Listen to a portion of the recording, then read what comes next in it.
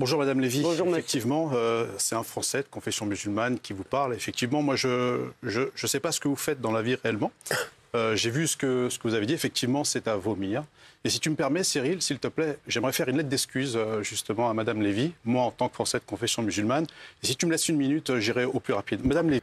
Alors nous, en revanche, Moundir, on sait parfaitement ce que tu as fait, du moins durant la période où tu étais à l'école, c'est-à-dire que tu as dû faire l'école buissonnière, étant donné le nombre d'âneries que tu dis en l'espace de 1 minute, hein, comme tu le dis, et surtout tu n'as même pas l'honnêteté de préciser que la lettre que tu es en train de lire n'est pas une lettre que tu as rédigée toi-même, mais c'est une lettre qui a été écrite, rédigée par Ratiba Hamash en 2020. En 2020. D'accord ? Tu n'as fait qu'un copier-coller, tu n'as fait qu'imprimer la lettre et la lire. Et en plus, tu ne la comprends même pas. Et tu ne sais même pas déceler ce qui est vrai ou faux dedans. On va y revenir. Plus rapide. Madame Lévy, nous musulmans, on s'excuse. C'est vrai. On s'excuse d'avoir sauvé la France lors de la Deuxième Guerre mondiale, conquise en 3 jours. Seulement par le nazisme lors du Blitzkrieg. Alors évidemment, comme tu n'as pas rédigé la lettre toi-même, et que tu ne la comprends pas, et que tu n'as pas spécialement étudié l'histoire, tu bugs un petit peu. Alors déjà, on ne dit pas Blitzkrieg, hein, c'est pas un gâteau. C'est Blitzkrieg, c'est-à-dire c'est la guerre éclair, tactique militaire utilisée par les Allemands pour envahir l'Europe très rapidement, et donc notamment la France. Nous sommes allés au front avec des prières qui visiblement ne dérangeaient personne à cette époque-là. Alors ensuite, tu dis que les musulmans ont sauvé la France. Mon ami Moundir, non, ça ne se passe pas comme ça. Alors certes, il y a eu des musulmans qui se sont battus pour la France, ça c'est une réalité, qui ont donné leur sang, qui ont versé leur sang, et on estime que le nombre de musulmans ayant versé leur sang pour sauver la France, entre la Première et la Seconde Guerre mondiale, c'est environ 100 000 soldats. Petit rappel, Moundir, la seule Première Guerre mondiale a fait 1,3 million de morts pour la France, d'accord ?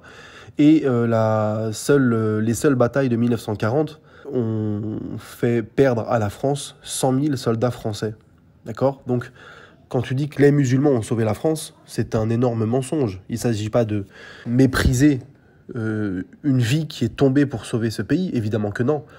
Mais là, tu es dans c'est même plus de l'exagération, là. Là, tu réinterprètes l'histoire, là, tu réécris l'histoire. L'histoire, ce n'est pas les musulmans qui sont venus sauver la France.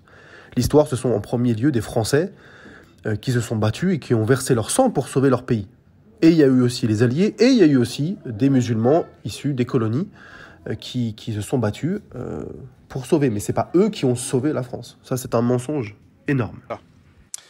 Pendant que la majorité des Français collaboraient bien à l'abri et qu'une infime minorité de héros résistait difficilement tant la délation sévissait. Alors encore une fois, Moundir, tu racontes des âneries plus grosses que toi. Tu viens nous sortir que la majorité des Français collaboraient. Quel historien dit cela ? Quel historien affirme que la majorité des Français étaient dans la collaboration avec l'Allemagne nazie ? Les chiffres qui ressortent, pardon de te le dire, c'est de l'ordre de entre 2, 5, 10%. D'accord ? Les historiens ne sont pas tout à fait d'accord parce que les chiffres ne sont pas hyper précis.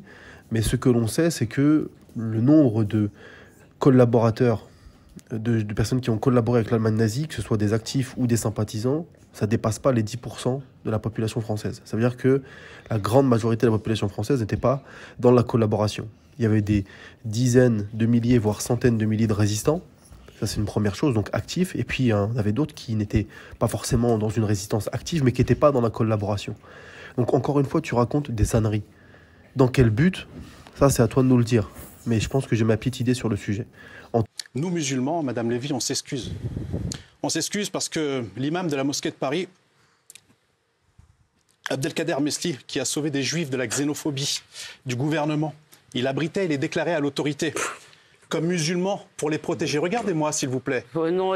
C'est toi, en réalité, Moundir, qui devrait regarder la réalité historique en face, plutôt que de citer des faits qui ne sont en vérité pas avérés historiquement, et balayer d'un revers de main ceux qui sont en revanche avérés. Tu dis que l'imam de la mosquée de Paris a sauvé des juifs. Alors on a posé la question à David Motadel, docteur en histoire et chercheur à l'université de Cambridge, qui s'intéresse à l'histoire des relations de l'Europe contemporaine avec le reste du monde et qui est spécialiste notamment de ces questions-là. Voici sa réponse. Il dit « Après la guerre, on a dit que la mosquée de Paris avait aidé des centaines de juifs. Mais aucune archive allant en ce sens n'a encore été trouvée. Des recherches récentes suggèrent que l'affaire est beaucoup plus complexe. Si la mosquée a aidé des juifs de manière non systématique, Elle a dans le même temps collaboré étroitement avec les autorités de Vichy, en particulier avec le commissariat aux questions juives. Donc tu vois bien que ton affirmation, il faut grandement la nuancer. En revanche, les faits avérés, eux, tu les balayes d'un revers de main. Tu ne dis pas qu'en 1943, on compte environ 200 000 musulmans qui sont sous uniforme allemand, sous uniforme de l'Allemagne nazie. Tu ne dis pas non plus que on a retrouvé, selon un rapport, entre le 28 mai et le 5 juillet 1944, on a retrouvé le fait qu'un bataillon albanais de la division SS avait capturé au total plus de 500 juifs, 510 juifs précisément, communistes et partisans, et donc que de cette manière ils ont participé à la Shoah. Tu ne dis pas non plus que dans les années 30 et 40, on a eu le grand moufti de Jérusalem, Mohamed El-Amin El-Husseini, qui a eu des liens très étroits et indéniables historiquement avec Hitler et les nazis. Il a été financé par les nazis. Il a organisé, inspiré plus précisément, le premier grand pogrom à Jérusalem en 1929. Il a installé au sud de Berlin une radio qui émettait en arabe vers le Proche-Orient afin d'y diffuser des programmes antisémites. Tu ne dis pas non plus qu'en 1943, lorsqu'Himmler veut échanger 20 000 prisonniers allemands contre 5 000 enfants juifs qui auraient émigré en Palestine, le grand moufti de Jérusalem a combattu cela et a empêché cela. De même qu'il a empêché plusieurs milliers d'enfants juifs, qui étaient bulgares, roumains, hongrois, etc., il les a empêchés d'émigrer au Proche-Orient. Par son action, lui et ses collaborateurs ont été responsables de la mort, directement ou indirectement, de milliers de juifs. Tout ça, tu ne le dis pas. Sans compter le fait que Hitler avait une admiration pour l'islam qu'il n'avait pas pour le christianisme. Bon, ça c'est encore un autre sujet. Mais tout ça, tu le balais d'un revers de main. En vérité, c'est pas que tu le balais, c'est que tu es ignorant de cela.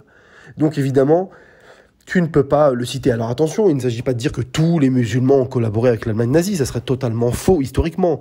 Mais faire croire que les musulmans ont sauvé les juifs, alors que l'histoire ne dit pas ça. L'histoire dit que certains ont contribué à sauver des juifs, mais que d'autres aussi, par dizaines, voire centaines de milliers, ont contribué du moins ont tenté de faire gagner l'Allemagne nazie, et ont contribué à ce que des milliers de juifs meurent. Ça, il faut aussi pouvoir le dire. Nous, musulmans, Madame Lévy, on s'excuse. On s'excuse d'avoir reconstruit la France des 30 Glorieuses lorsque le pays a été ravagé par la misère et la famine. Je vais m'arrêter avec ce dernier point. Tu parles des 30 Glorieuses. C'est une expression qui est apparue dans les années, fin des années 70. Et durant cette période-là, il y a bien eu un appel à la main-d'œuvre immigrée. Ça, c'est une autre réalité. Personne ne le nie. Ça serait complètement fallacieux. En revanche, tu en fais une présentation absolument fausse historiquement. Tu dis les musulmans ont reconstruit la France. Non. Pendant les 30 Glorieuses, le pourcentage de travailleurs étrangers dans le secteur du BTP, donc bâtiments et travaux publics, c'est environ 20 à 30%. Donc les 2 tiers ne sont pas des étrangers déjà. On va dire environ 1 tiers, peut-être un peu moins ou un peu plus. Bon, grosso modo, 1 tiers des travailleurs sont des étrangers. Mais ces étrangers viennent d'où? Ces travailleurs, ils viennent d'où? Ils viennent principalement d'Europe du Sud et d'Europe du Nord. D'Italie, d'Espagne, du Portugal, de Bologne, d'Allemagne, de Belgique. Ça, c'est leur origine principale. Et évidemment, il y a eu aussi des travailleurs qui venaient d'Afrique, d'Afrique du Nord, du Maghreb, d'Afrique subsaharienne, etc. Ça, c'est une réalité. Mais la part de ces étrangers-là dans les travailleurs du BTP, pour reconstruire donc, ce n'est pas du tout la majorité. Donc, arrête le fantasme, d'accord ? Les travailleurs étrangers ont joué un rôle essentiel, c'est un rôle important dans la reconstruction et le développement des infrastructures en France pendant cette période. Ça, ok, il n'y a pas de souci là-dessus. Mais dire que ce sont les musulmans, non, ce ne sont pas les musulmans. Donc s'il te plaît, révise un peu l'histoire, évite de recopier bêtement ce que tu trouves à droite à gauche, sois un peu plus sérieux, à bon entendeur.